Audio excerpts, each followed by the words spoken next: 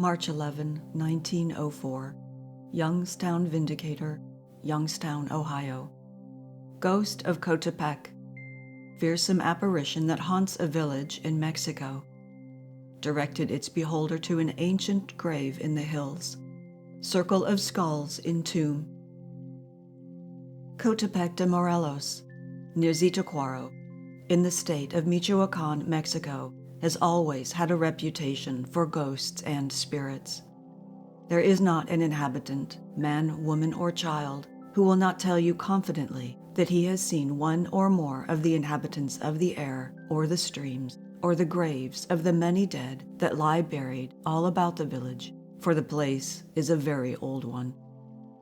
A short time ago, Coatepec had a real live ghost sensation, and there are dozens in the village who would swear upon the holiest altar in the parish church that they had seen his ghost ship himself.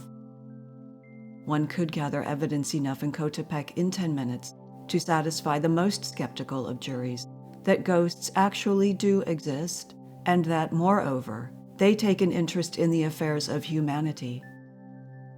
If you go to Coatepec and are fortunate enough to have a letter of introduction to someone high enough in the social scale to ensure you an entree into the right society, you will probably meet Jose Miranda, and will be assured by a dozen persons before the day has passed that he is a very intelligent person, very intelligent, with a decided accent upon the word very.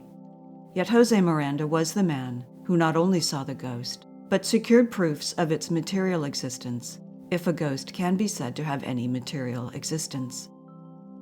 Ghosts have always been more or less fond of Coatepec.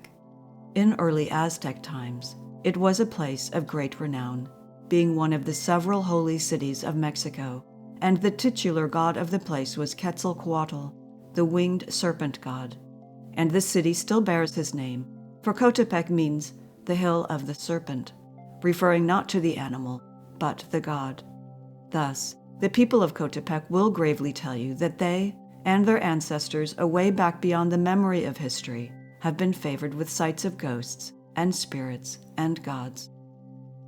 The people of Coatepec claim to be Christians, but there are those who are uncharitable enough to say that the lower class people have their old Aztec gods hidden away in the caves of the mountains nearby, and that they observe the Aztec religious ceremonies. Jose Miranda himself is one of the most intelligent men in the village, a landowner and a councilman. One night, some weeks ago, he was coming home from a neighboring village when a ghost, all in white, its grave cowl fallen back upon its shoulders, leaving its head exposed to view, met him. It was standing between him and the moon, which was shining brightly through the hollow sockets of the eyes and a bullet hole in the skull. It stood still and pointed with one bony hand toward the mountains. Miranda was unable to move, but as soon as the horse caught sight of the ghost, it took to its heels and made for the village as fast as it could, and it never slackened pace until it reached home. A week later, Jose was riding along the same road when the ghost met him in the same place, but this time it anticipated any shy on the part of the horse, for it seized the animal by the bridle with one hand and pointed with the other in the direction of the hills. Jose saw at once that he was in for it, so he decided that he had better humor the ghost. He, therefore, turned his horse's head in the direction indicated and started off rapidly. In about a quarter of an hour, they arrived at the foothills, where the ghost stopped and pointed to a huge stone at the foot of a tall tree, after which he immediately disappeared into the earth. Jose sprang from his horse and marked the place with a couple of sticks in the form of a cross, as indicative of his willingness to do the will of the ghost. He then rode slowly homeward. Next day, he tried to persuade some men to go with him and help him dig up the big stone to see what was beneath it. But the story was enough for the villagers.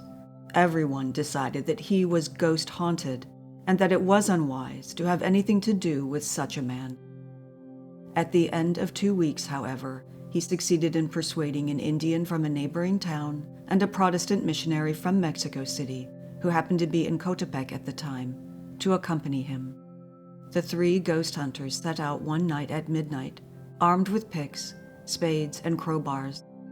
When they got to the place, they tried to remove the big stone, but they could not even move it. At last, they dug under one side of it and let it roll down the hill. Then they began to dig into the place where the stone had been. After about an hour's steady work, they came upon a circle of skulls, or rather, a part of the circle, the whole of which was unearthed a few days later. They also found a stone axe and other relics of a long past age. The next day, there were hundreds of people ready to go out and help in the digging. On examination, it was found that the big stone had been arrested with an underside up. It was evidently a monument of some kind, for it had carved upon its surface part of a gigantic hand, somewhat roughly but symmetrically cut in relief. Further excavation disclosed the whole of the great circle of skulls, which was nearly 30 feet in diameter. Near them, there was not a single other bone. In this curious grave were many relics of the past age.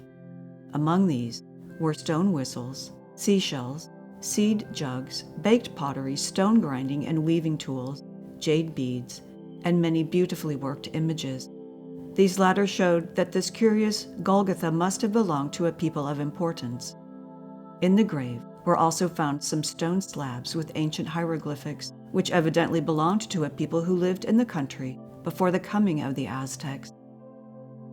If any man still doubts there are ghosts in Coatepec, he can find most of the above articles and many more at the home of Jose Miranda, and there is scarcely an inhabitant of the place who has not at least one relic from this ancient grave. Investigation made lately shows that the Circle of Skulls, as the place is now called, are the remains of a very ancient city, almost buried by the landslides from the foothills.